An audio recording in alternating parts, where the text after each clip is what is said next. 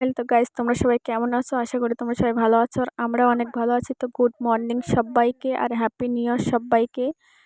তো নতুন বছর তোমাদের সবাইকে খুব ভালো কাটুক আর আমাদেরকে খুব ভালো কাটুক। তোমরা সবাই আশীর্বাদ করো আমাদের জন্য খুব ভালো কাটে। তো আমরা চলে এলাম কেক কাটার জন্য, আর আমরা কেক কাটার জন্য সবাই মিলে চলে এসেছি পুরো ফ্যামিলিটাই।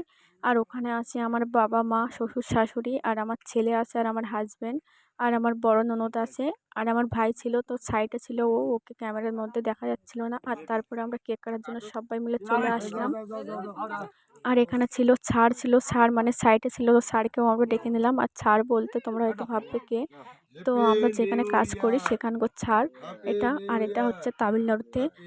তো কেক কাটা আমরা শুরু করে দিয়েছি আর কেকটা আমাদের কাটা হয়ে গেছে।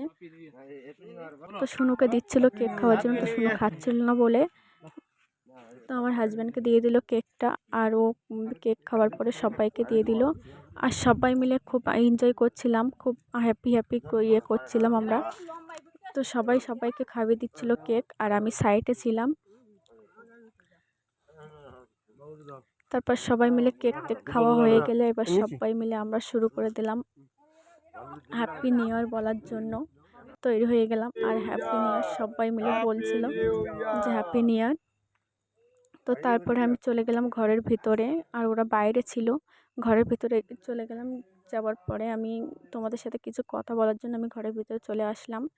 যে আমার ওয়াচ টাইমটা উঠছে না, তো তোমাদের হেল্প আমার খুব প্রয়োজন আমার ওয়াচ টাইমটা তোলার জন্য। তো তোমরা প্লিজ আমাকে একটু হেল্প করো ওয়াচ টাইমটা তোলার জন্য। তো এই পর্যন্ত ভিডিওটা ছিল। ভালো লাগলে লাইক শেয়ার আমাকে কমেন্ট করে জানিও যে ভিডিওটা কেমন হয়েছে।